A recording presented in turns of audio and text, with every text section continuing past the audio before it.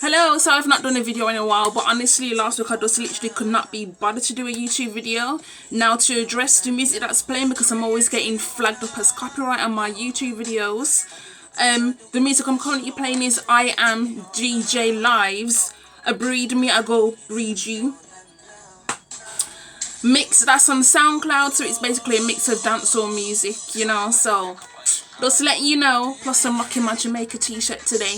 Now the topic of the video today is all about my tips on how to grow your hair. Now I'm just gonna be telling you what I did to grow my hair. Now I don't actually know like fully if this stuff will work for anybody else, but just in case, you know, I'm not an expert, but I'm just gonna let you know anyway. So my natural hair journey started 2013. That was when I went natural. My last hair relaxer I had was April 2013, and since then I've not had another relaxer. So I've been natural for 5 years now, and I can't ever see myself going back to hair relaxers, because whenever I go to the hairdressers so that I can have box braids, as soon as I smell those chemicals in that hair relaxer, yeah, not for me. Sorry, if you want to relax your hair, that's your business. You do you, just as long as you know you do protein treatments and you do deep conditioners, because technically it's easier for you because your cuticle is laying flat. So that deep conditioner would just penetrate like you wouldn't believe. But see, when your hair's natural and it's in its kinky state, it's a lot harder for deep conditioners to penetrate the hair shaft. Unfair, but what can you do? But anyway, so I transitioned from April 2013 to August 2014 when I got a tapered haircut. So I had all my sides shaved and all of this, and I just had a little hair on top. And so, and also I actually had my hair cut previous to that. I had my last hair relaxer, like I said, in April 2013, and in May 2013 I got my hair cut short, and I kept getting it straightened, and that's what I did for a good couple of months, until around November when I decided, you know what, I don't want to straighten anymore. I just let it grow out, and you can see all the what do you call it? You see all the straight ends, and it looked gross. And I didn't really have a clue what to really do, so I watched a load of YouTube videos, mainly Natural 85. I absolutely love watching her YouTube videos. Natural 85 and a load of other YouTubers, to figure out what to do with my natural hair. Now, it was actually from watching another natural hair YouTuber that I found out how to do, you know, the puff. Now, the puff will save your fucking life, yeah, because that will blend the two textures of your hair in, so your hair will not break off, and so it will actually grow. So yeah, I'm saying, if you want to grow your hair, if you're transitioning and you want to grow your hair, trust me, puffs, twist outs, anything that will blend the two. But what you do is, when you do two-strand twists, what you do is you put like those little what do you call them, the perm rods at the end of your hair, and that way it will curl up the straight ends so that it will blend in with your natural hair texture, so it won't look too weird, you know. And trust me, that will save your life. Plus, making sure you get regular trims will help your hair to grow. Now, because if those straight ends continue to travel up and they start splitting, and then it's going to travel up the rest of your hair shaft, and then you're going to be looking like, where did my hair go? Your hair drop off, basically. That's where your hair's going to go. Okay? Now, I'm very funny when it comes to split ends, because I will leave them for fucking forever. I'm one of those people who will hold on to growth like you wouldn't believe. I shouldn't be doing it, but yeah, we'll hold on to growth like you wouldn't believe. I need to stop doing that. Keisha, stop it. I need to stop doing that. I currently have split ends now, but tomorrow I plan to call my hairdresser so I can get an appointment for Saturday to do kinky twists with extensions added in, and I'm gonna beg for like a good trim, because I need one. The last time I had my hair trimmed was in January, and my hairdresser did that as well. So, you know, I trust her a lot because she doesn't cut off too much. She cuts the very end off. Yeah, and another way to save hair, if you go to the hairdressers for a trim, is make sure that your hairdresser actually listens to you. When you say you only want the very ends cut off, then make sure that's what she or he does. Don't ever let someone say, oh, you know, I'm gonna just cut off 1 little inch, and then when you leave, you see you basically started TWA, Teeny Weeny Afro once again. You know, like make sure you let them know. But anyway, all of that. So part of it is genetics as well, because I've always had pretty much long hair since I've been a child, and now I'm growing it back out. My hair is actually longer than in October 2012. I had my hair relaxed and my hair just came to here. My hair is actually longer than that now. Though you wouldn't tell, because, you know, shrinkage would be like, which hair?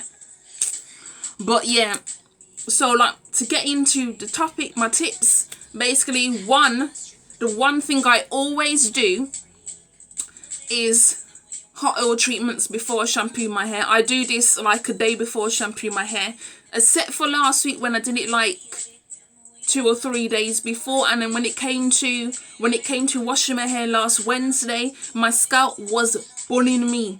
It was on fire because I left it too long, you know, all that dampness, and because all the heat was trapped, and then my scalp was just like, what are you doing? I had to wash it, and like the shampoo was like literally irritating my scalp. It was that bad. Never again will I do that. But usually I do a hot oil treatment the day before I wash my hair. Okay, now you know there's this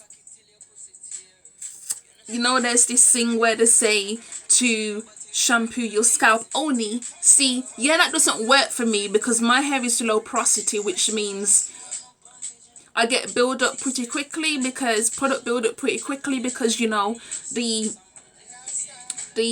my hair shaft is closed and it's tightly locked like that, basically like a fist.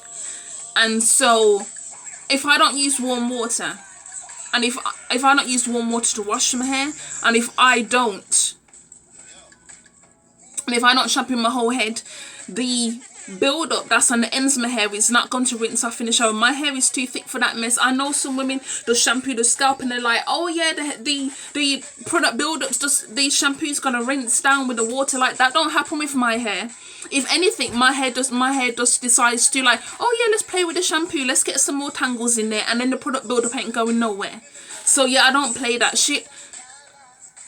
And then when I do wash, tip number 2, when I do wash my, well, tip number 3 technically, because that shampoo your whole head. Don't listen to these people who telling you to just shampoo your scalp. If you feel you need to shampoo your whole head, you just dunk your head in that shower, okay, and you just shampoo everything, ends, roots, mid, edges, the napes at the back of your head, everything get washed. You understand? Like, because for not everybody, like I feel like honestly that that shampoo your scalp and let it run down works better for people who have looser curls. If you have tighter curls, that's not going to really work for you, because your hair is so tightly curled, the product that you need to get out of your hair is caught within those kinks, and you actually need to, you know, physically, manually put the shampoo down your hair. Okay, not just on your scalp, but down your hair as well. Okay, so that's what works for me, and my hair is thriving. Now I use a moisturizing shampoo, but I do need to pick myself up a clarifying shampoo, which I plan to use on Friday to wash my hair if I get the appointment for Saturday, so that I can get rid of all this product build-up and stuff, and so I can start brand new, you know, because you want your hair to be moisturized as possible. And I know it sounds weird, but I find if I use a clarifying shampoo to get rid of all that stuff to reset my hair, and then put like my leave-in conditioner and hair butter and all that kind of stuff on, it will work a lot better if my hair is reset, you know, especially for a long-term protective hairstyle like kinky twist. I plan to leave in for 6 to 8 weeks, so you know I just need that. So my third tip is wash your hair in twists. This is what I do. I typically tend to wash it in either 4 to 6 twists, depending on how my hair is acting that day. Sometimes I can get away with 4 twists, sometimes it has to be 6, because sometimes my hair is like, yeah, I'm unraveling, so you might need to do a few more twists, you know. Sometimes my hair just wants to be a pain in the ass, but I love it still. So yeah, 4 to 6 twists, and it makes things so much easier, because I just put the shampoo on top of the twist and I run it down each twist, and I don't actually, and sometimes I will unravel the twist to rinse the shampoo out, because once again, shampoo tends to stick in my freaking hair. It don't want to go nowhere. So I find if I loosen my hair, all that shampoo that's on my roots and on my scalp and on the ends of my hair just comes out so much easier.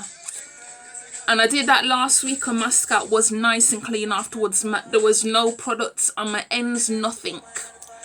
So yeah, I shampoo from scalp. I shampoo my whole head basically. I don't just shampoo my scalp and that's it. No, because I tried that before and I didn't really find it as cleansing as, you know, YouTubers claim it to be. Like, no, it's not for me. You do you, boo. I'm gonna continue to wash my whole head because that's what my hair likes.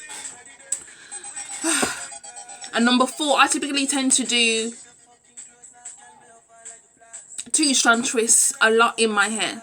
Like, if you know me, you know I tend to do 2-strand twists a lot. That's what basically saved me. Once I figured out how to do them back in 2013, I do those a lot, and I do a variety of them. I now know how to do flat twists. So sometimes what I would do is I do like 2-strand twists at the bottom, and then on the top I do like flat twists. And then I'll pull my hair back into a bun, and that will last me like a week. And my hair is fine like that. It stays moisturized. I don't have to do nothing. Also, another thing is I don't really experiment that much as I used to in my hair. I mean, I would do, like, when I'm on holiday, I experiment the most with my hair. But when I'm here, I don't tend to do that, because I'd rather not, because the environment here in the UK is like, it's not productive to doing all these experiments, having your hair out all the freaking time. And I'm like, in this cold weather, are you mad? I can't be doing that. Sorry, I can't be doing that, all these experiments and all this kind of stuff. If you do that though, make sure your hair is, you know, very, very moisturized. Like, because you'll have to moisturize it more, because this UK weather will just snatch the moisturizer out your hair. It's not good. When I was on holiday in the Dominican Republic, my hair stayed moisturized for longer, though I was moisturizing it every day, purely because I was doing sometimes I'll do another hairstyle, and I'll just be like, you know what, I might as well moisturize it again, even though it doesn't feel dry, but you know, just to prevent dryness. And it worked, because I actually, within those 2 weeks, it sounds mad, but I did actually see a little bit of growth, though I may have been imagining things, you know, it probably was just a coincidence. It's probably the growth I was going to see anyway in that month, so who's to know? So like I said, number 1, I do hot oil treatments. Number 2, I shampoo my whole head. Number 3, I wash my hair in twists. Number 4, 2-strand twists mainly is what I do. I do the odd long-term protective hairstyle. Like, sometimes I would do mini twists, but sometimes I would do mini twists. The main protective hairstyle I would do is putting my own hair into braids, not with extensions, just braids on its own, like single plaits on its own. And I find when I do that, I get a lot of growth from doing that. My hair loves being in braids like that, like loves being plaited up. I think I may do that again once I get the kinky twist taken out, because my hair loves that shit. Okay, so yeah. And also, number 5, making sure your hair is really moisturized. I use a leave-in conditioner to wash my hair. The first thing I go in with is my leave-in conditioner. Oh, and doing your hair in sections, trust me, do your hair in sections the same way you do your hair in sections when you wash it. Moisturize it in sections. Trust me, this is a lifesaver. Like, don't just put the product all over your hair all at once. No, do it in sections. Like, I do 4 sections, and that works out perfectly for me. Like, leave-in conditioner, rake it through, make sure that it's, you know, in your hair. And then I go in with my TGIN hair butter. I love that stuff. Listen, that stuff has saved my fucking life, trust me. It's not cheap. It's not a cheap product, but I mean, if you can free up like 20 quid, buy it, because it is so nice. It's really, really nice. It smells good. It will keep your hair moisturized for ages. I'm talking ages. I typically tend to moisturize my hair twice a week. Once on wash day, and then the second time when my hair needs it. And the second time will be, say, about 3 days before the next wash day. So it's still within the same week, you know. And that's all my hair needs. And I find that now I can also moisturize my hair in twists, which is such a lifesaver. I actually moisturized my hair more last week, just because I washed my hair and it felt very dry even after I moisturized it, so I had to re-moisturize. And then I had to go in again with, spray it with some water and then just run some oil through it. And once I did that, my hair still feels nice and soft now. So, but however, I only usually tend to do that very rarely. So my hair was just having a dry day that day, so it was just like it wasn't having it. So particularly, it's usually only twice a week I moisturize, and that is enough for my hair. However, sometimes if I use hair grease, I can get away with just moisturizing my hair once, and that's enough.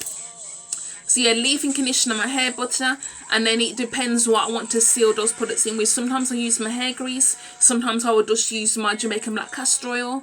That's all I had on holiday, was my TGIN hair butter and my Jamaican black castor oil. And that combination, I don't know what it was, but it must have been some sort of witchcraft, some juju or something, but that combination kept my hair moisturized all that time. Like, those two together, like, my hair felt soft. And using it quite a lot is what saved me over there, because, you know, sometimes your hair gets a bit of a shock when you're in a hot country, and it's just like, what are you doing? Why are we here? I don't like this. Can you sort me out, please? It's like that. But yeah.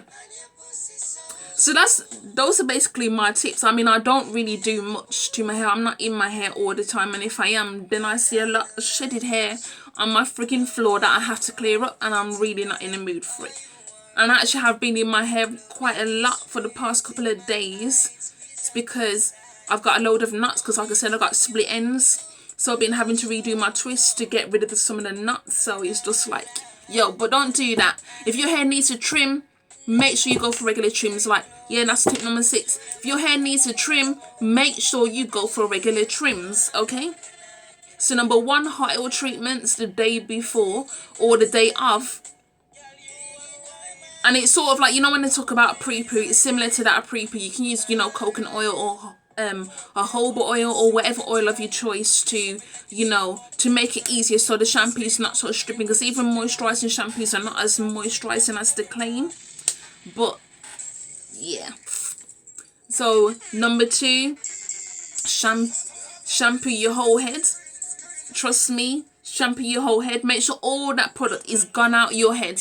Don't ever think that just shampooing your scalp will be enough, because it's not always enough. Number 3, wash your hair in twists.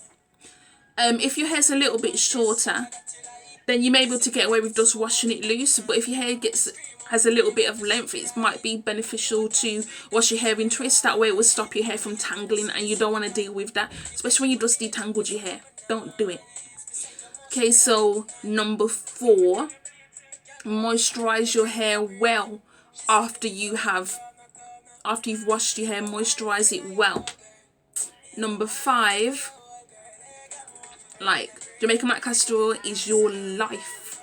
Oh, and I forgot to say, deep condition. I deep condition my hair once a week or once every 2 weeks. And if I deep condition my hair once a week, my hair is so soft. But if I've left it for the 2 weeks, I notice a huge difference. I notice more shedding in the shower. So once a week, washing my hair once a week, getting rid of all of that. I don't like all that shed hair in the shower, in the drain, everything. No. once a week. My hair loves it, prefers it, because I get product build up very quickly. I washed my hair last Wednesday and I got product build up on my hair already. That's why my hair is in this bun, so you can't see it. Okay, those white flakes are nobody's friend. And so, like I said, you just gotta do what's best for you. Those are the tips that work for me. Washing my hair once a week, the odd protective hairstyle using Jamaican black castor oil has saved my life, and my edges are growing back in slowly but surely. Using a good leave-in conditioner, using hair butter, deep conditioning once a week, using hair grease on an odd occasion. And sometimes if I don't want to use hair grease, and bulk of the time I'm using some sort of oil to seal in all that moisture, you know. So that's all I can say really. Bye.